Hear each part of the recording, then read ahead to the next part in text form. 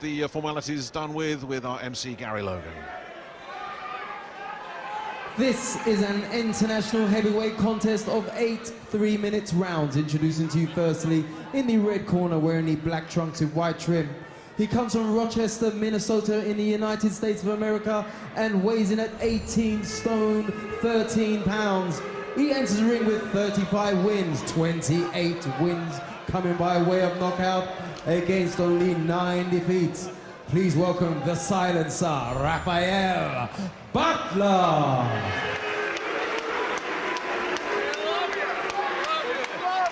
We go across to the ring in the blue corner, where his opponent's wearing the red trunks with white trim. He fights out of Liverpool and weighs in at 17 stone, 8 pounds.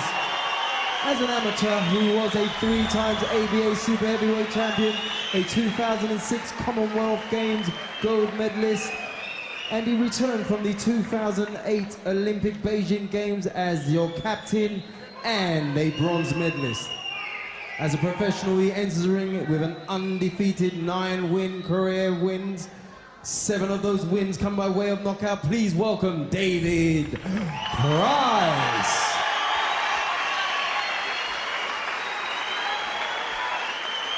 Your timekeeper is Gary Grennan. Your referee from Fleetwood is Mr. Steve Gray. Boxers, please. Okay, boys, if I call a break, I want you to break straight away and take a step back, okay? No punches on the back of the heads. Touch gloves. Good luck, boys. Well, Price knows that his opponent is a quick starter. You look early in his career, there's a ton of first-round knockouts on Butler's record.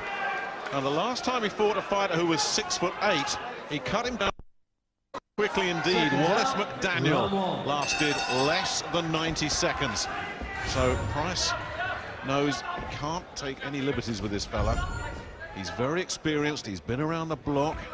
He sparred with Vitaly Klitschko, even put Klitschko on the floor back in 2005 during sparring. And he can bang with both fists. Blink and you could be in trouble with this fella. Yeah, Butler, big puncher, but a big puncher early on in the contest. He's mostly dangerous probably in the first 3 rounds, so David Price has got to make sure that jab is razor sharp, and he keeps it nice and high, because Butler will be looking for the right hand over the top against the much taller opponent. Price flicked out a couple of left jabs, and Butler just gave him a wry smile. Looks a little bit fleshy, coming in at 263 pounds, which is a little bit heavier than his last couple of fights, when he scaled around 233, 241, but he has been as high as 281, and at least he isn't as out of shape as the South African Osborne Nashimada, who was Price's last opponent. Oh, bam! Thank you and good night. What a super shot that was. What a punch. He'll do well to recover from this. Steve Gray's going to give him every chance. Well, somehow he got up at 8, but his head has not cleared. His head is not clear. Price, one more right hand. Yeah, he's just got to steady himself here, Price. Pick his shots and this will be all over. Well, he got a right hand, and Butler. There you go. There's just nothing left. What a super right hand that was. Goodness knows how Butler got up in the first place. Now is Mr. Gray going to give him another opportunity? No, he's not, and that's the right decision. Butler had no idea where he was. He got up on bravery. That's a sensational performance from David Price. He's the real thing. Yeah, good performance from Price there. Found that right hand. Actually finished his man off with the left hook, but it was the original right hand that first hit the target, that did all the damage. He never recovered from it. Good decision by the referee. He looked into his eyes, didn't think he could continue. What a super performance from David Price. Yeah, I think Steve Gray got that absolutely right. I mean, it didn't look like his head had cleared after the first knockdown. He gave him the benefit of the doubt, but after the second one, there was no way Butler was going to be thrown back in there. Gutsy from the American, but Price just took everything out with that big right hand that just exploded out of nowhere. Yeah, it was a great shot, wasn't it? You've seen Butler just sit back a little bit, lapse in concentration, and Price was on him. And I don't think he'll probably land, he will not have landed a better right hand than that throughout his career. That was a cracking shot, it really was. Just waiting here, Butler, just having a little look. just slows down a little bit, lapsing concentration, bang, right down the middle. What a punch. And he never recovered from that, Nick. No. You could see it, he was in the corner right in front of us, Richie, and only got up on instinct and bravery, and that was an absolutely sensational one-punch knockout, effectively. Yeah. He probably because Butler was finished after that. No, yeah, he won't throw a better shot.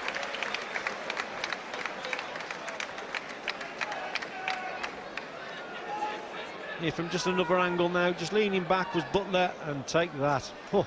Well, that's going to send a shockwave through Raphael Butler, and it's going to send a bigger shockwave through the ranks of British boxing as well. Because this guy really does look very impressive indeed. Yeah, Butler just sitting back, and here comes the finish. A little left hook. It was a cuffing shot, if anything, but the damage has already been done. He didn't want to go on. Little left hook, there it was there, but believe you me, he hadn't recovered from the original right hand, the first shot. Here he is again.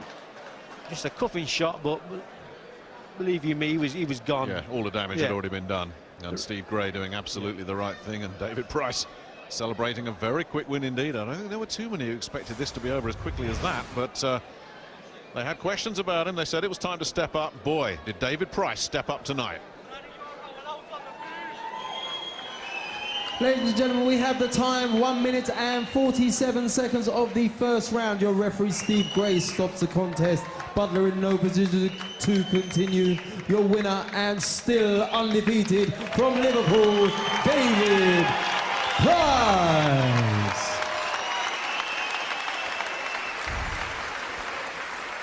Looks quite emotional, doesn't he, David Price? And why not? What a performance, 1 minute 40 seconds. And that right hand was an absolute cracker, wasn't it? Let's get reaction ringside. David Price talking to Ed Robinson. Well, David, the first big test of your career, how pleased are you with the way that went? I'm delighted with how it went. You know, this fellow's a dangerous opponent, and you know, I'm not going to get tested till I'm at the top level. That's how it's going to be. You know, I'm world class now. I know I am. I just need the right fights to develop into it, and I'm there. I mean, you know, 35 wins, 28 knockouts, 90 defeats. I don't care who he's fought. If you're not 28 out of 35, you're a puncher. He was dangerous, which is, you know, I'm happy with the win. It was just, and I said it'd be a spectacular win. Franny's told me it'd be a spectacular win. I listened to him, and it happened, you know. Talk us through that first right hand. Yeah, we were just feeling each other out with the jab. I expected him to come out a bit quicker, but you know, I just fainted with the jab. I knew it opened his guards up, and it was there to be hit. It was perfect right hand from the way it felt. I'm surprised he got up off it, to be honest. I thought it was over, which started celebrating a little bit early, but yeah, it was a perfect shot. 10th straight win. Does this show you're ready for another step up in class? Is John McDermott definitely next? John McDermott's definitely, yeah, he's definitely next. Another step up. It's going to be another step up. I'll be ready for it. Maybe because I've done with more rounds tonight to help me prepare for that fight, but I'll get the right sparring. And I expect a tough fight from John McDermott, who's a good fighter, but I also expect to win. Promoter Frank Maloney, where and when will the McDermott fight happen? It'll be June 11th, and hopefully it'll be here. I mean, the reception he got here tonight shows that Liverpool are ready for a heavyweight. So, and John's a good fighter. He'll go wherever the fight is, and you know, it is a real step up in class. It's a fight which will prove if David is ready to go next forward, or if John, because I think John is one of the most underrated heavyweights in the division. So it is a real step up in class, and it's a fight that the British public would like to see. I know that. David, you're confident of winning that one, aren't you? Yeah, 100% confident. I wouldn't be in the sport if I weren't confident of going all the way. And if I've got to beat John McDermott to do so, then I'm going to do it. I'm ready for him. You know, I've had 10 fights. I've sparred a lot with John. We know each other, respect each other. It's going to make for a good fight, but I'm confident that I'll come through on the night.